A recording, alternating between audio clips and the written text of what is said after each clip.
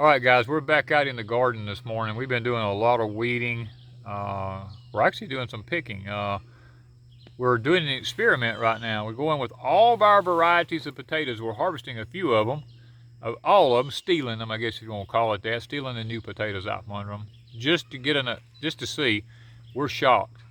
So we're going to show you in the kitchen in just a little while the results of what we figured out here. But while we were out here, I told Wanda, I said, Wanda stuck a few cucumber plants just randomly around through the English peas. Well, while we were looking at the cucumber plants, we spotted something. Look hanging up under here. Look at that. My first cucumber. Wanda's first cucumber, but look at here. What's at the cucumber? I'm going to show y'all something. Look at this right here. See that right there? He wanted my cucumber too. He wanted that cucumber too. These have been cutting our potato plants off at the ground. These are cutworms, corn worms, whatever you want to call them.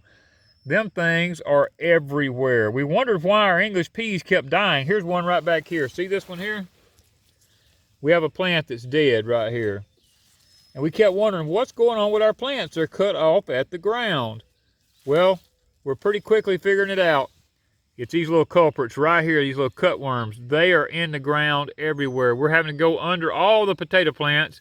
We probably just got rid of about 20 of them under our potatoes. And now I found one over here at the cucumber. So I can see now this is going to be a year for insects. I mean, it's still cool in the mornings, but Ms. Wanda is fixing to get her cucumber. Look at that. I have some asparagus probably. I have Malabar spinach, we have chard, I have a few tomatoes. Guess what Wanda's having for lunch? All right, guys, we're fixing to move on down. We got some more, got another cucumber plant behind us back here. I'm gonna go check it out. I just happened to see this one and knelt down here to pull some weeds, and there that cucumber was hiding up under there. Look at this. Look at all the blooms. Look at the little cucumbers. Look up here. Couple of days this one will be ready. It's running the fence really well. Doing awesome. And look at these peas.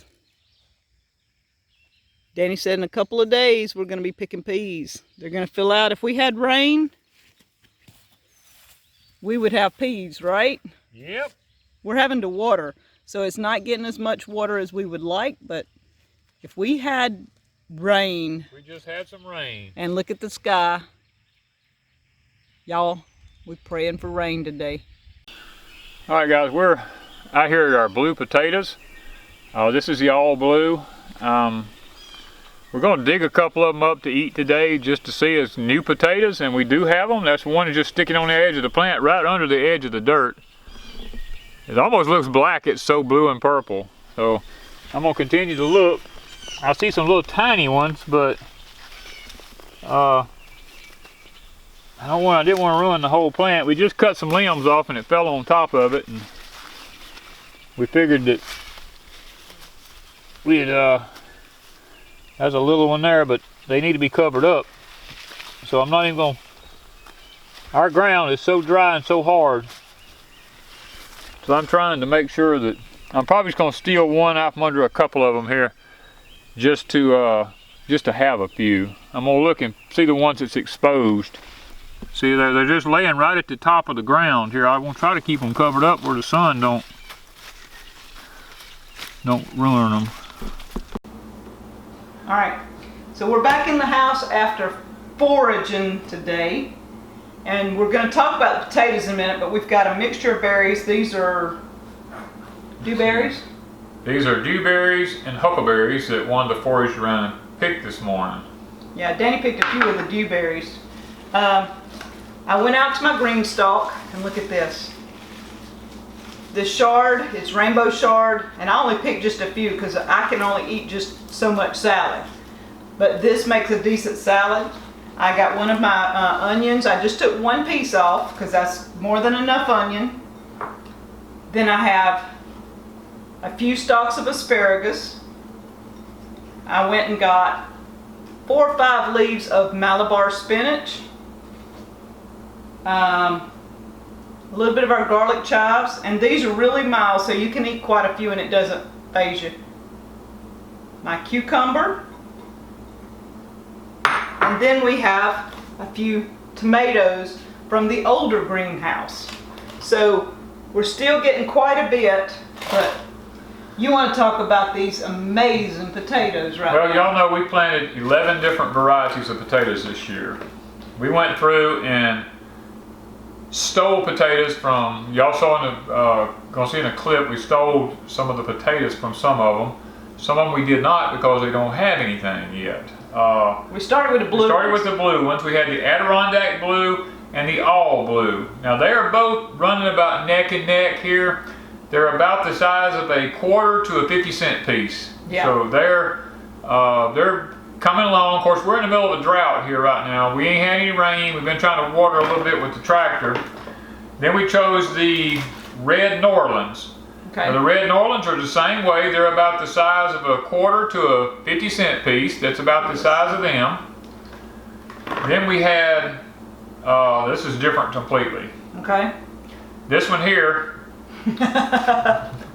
that's a German butterball. They're about the size of a marble, like you shoot and play marbles with. That's about the size of them. This is a Kennebec white. It's about the size of a quarter. It's not much bigger than that. These are the French fingerlings. We have French fingerlings here. Which are good eating size. They're about 2 inches long, but we're noticing, all of them are about 2 inches long, but we're noticing the ants are already, I know you can't see it on the video, but the ants are already boring holes in them. So that's the French fingerlings, and these? These are the... there's an ant hole in that one. Ant hole in that one. These are the white Russians. That we planted before we planted all these. These were planted like 2 weeks before we planted these. Well, maybe 3 weeks, 2 to 3 weeks. 2 to 3. 2 to 3 weeks before them. They're about 2 inches long. They're about like our regular fingerlings we get here. So they're looking good. They're looking all the okay. others were Hoss tools. Now we did not get... We didn't get any gold, we didn't get any of the russets, and we didn't get any crescent fingerlings because they just don't have anything under them yet big enough to take out. So this is our little bowl of stash of Hoss tool. We call it our red, white, and blue potatoes. Yeah, except for these. Now these were not Hoss tools. These the white Russian we ordered off Amazon. Yeah, but everything else here was Hoss tools, and we didn't get a couple because there was not enough to get. We've got a month to... We've still got another month or so before we dig them, if they make it that far. So. But then we went to our potatoes that we saved from Deepsouth Homestead. These are the ones that were left in the cellar. They began to shrink up a little bit and start shriveling up, so we didn't cut them. We just put the whole potato, because they were small potatoes. We just put a whole potato in the ground. What we got from them guys, we got a whole bowl of potatoes, and we just picked up the ones that were on top of the ground that weren't actually starting to go underground where the sun was going to get to them. We looked at some underground that was already 3 inches in diameter. They were already big old potatoes compared to this, the other ones. So you can acclimate potatoes to your climate, because you look at these, they were all planted at the same time. Yeah. And we dug around under the plants. Now we didn't try to just choose little potatoes. We tried to pick the bigger potatoes off of these from other ones. This was the biggest we could find in the blues. Yeah, we went down the whole road just sticking our fingers in the ground till we found them. Whites don't do very well. The whites have never done good. So this is a plus that we're getting some. Now the fingerlings do really decent, but they don't get much bigger than this. They can get about like this. Now if we had, if you had a lot of rain like we normally do, it might be a little bit different, but these are in the same drought situation as the other varieties are, and these are our 3rd year planting these potatoes at our homestead here that we keep saving every year. So it's proving we're excited that we can do this. We can actually acclimate these potatoes to our climate, and we can make it happen, guys. I mean, people said in the Deep South you cannot save your potatoes. We're trying to prove them wrong. We did. Now we have already harvested some, as you've seen in one of our other videos, of these same potatoes we planted and in the fall rather than planting them in the spring, and we've already harvested them and have them. We've been eating them. And we ate a few of those. Those were okay, and we saved some of those and put in our new greenhouse. Yes. They're not up yet, but If they make it through the greenhouse into the fall, then we would have saved them for almost 2 years if we can do that. Yeah. It would be last 3 spring, years. year before last, we planted them in the ground, Yes. harvested them. Last year, they stayed in the cellar, we planted them in the ground. When we harvested them, we planted them back in the ground in the fall.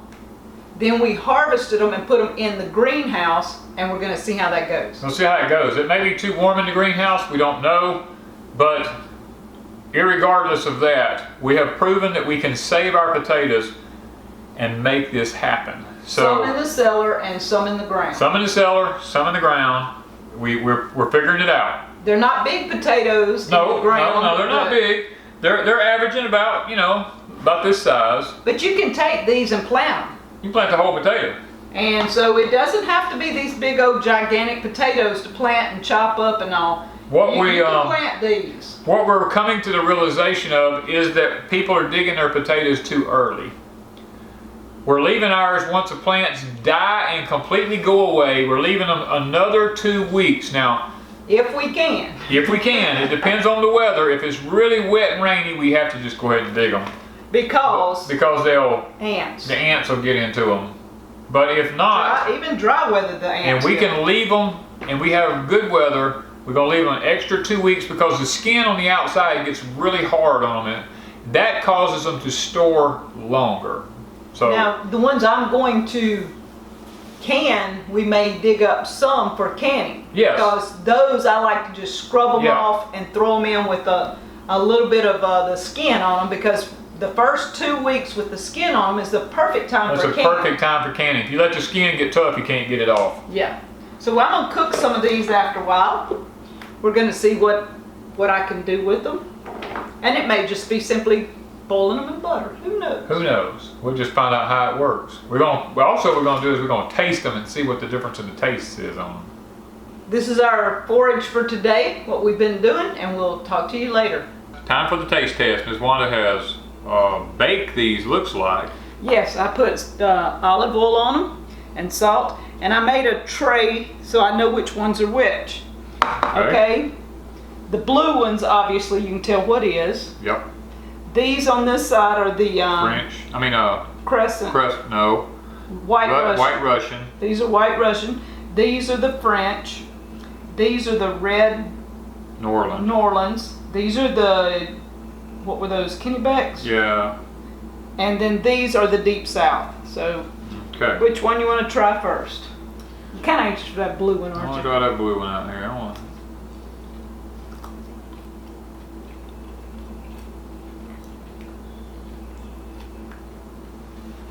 I cut them a little thin, but It's all right. does it taste like a potato? Tastes like a potato.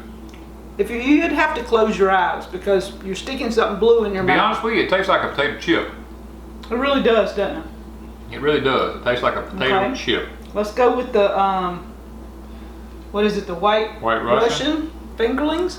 Fingerlings, okay. We've had these before. This tastes like our old favorites. Yeah, kind of a touch of a buttery A taste. buttery, nutty taste. We like those. The Kennebecks. This is Kennebec. Oh, we ain't got many of them, so we got a bite. That's like a baked potato. Just a big old, the big old russet baked It is. potato. It's just like a big russet baked potato. That's what it tastes like. The Okay, red. Oh, the fingerlings. French fingerlings here. Yeah, I forgot the French fingerlings.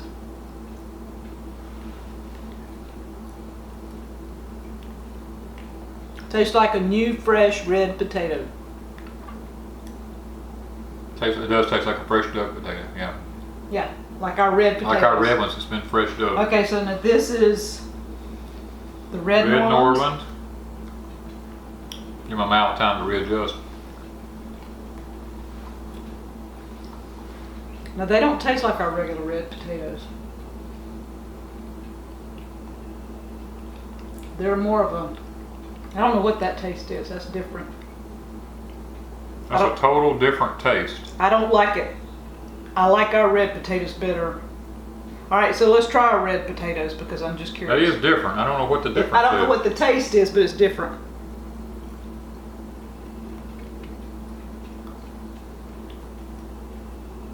Creamy. Deep South's better, just saying. It's a creamier taste. Yeah, the red New Orleans have almost like an old potato taste. It was definitely off. It was Or something. It was not a red potato taste like we're used to. not like we're used to. And they're fresh dug. Every one of them were fresh dug. Which would be your favorites out of all of them? Now that blue didn't taste like this blue. So we have 2 different blues, remember? Yeah, it tasted different. This one tastes like a potato chip. Mm-hmm. This one did not. This one just tastes like a potato. Okay, so overall they all taste like potatoes. The red New Orleans had a little bit of a off A taste. little bit of an off taste, yeah. I kind of The French fingerlings are good. I really like them. I really like the French fingerling. I do. I do too. I like ours. And I like the white Russian fingerlings. The blue ones are good. I'm not gonna say they're not.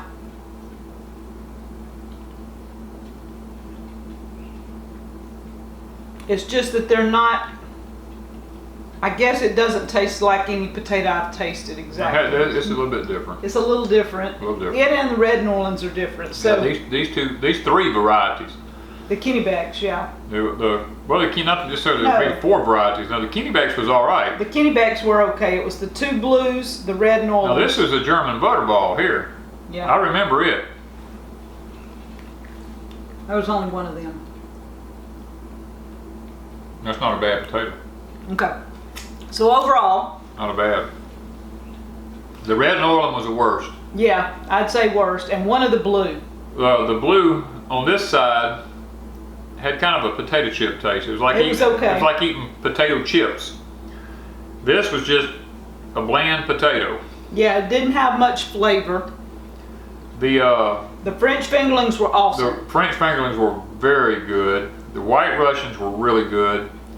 Our home saved ones, which was the Red Lesotas. red Lesotas or red, can't remember if it was red Lesota. Yes. Yes, I Wasn't a think red so. Pontiac. I think it was Red red Lesotas. Lesotas. That we've saved for 3 years. So yeah. So that's our taste test. Thank you guys for stopping in at Deep South Homestead.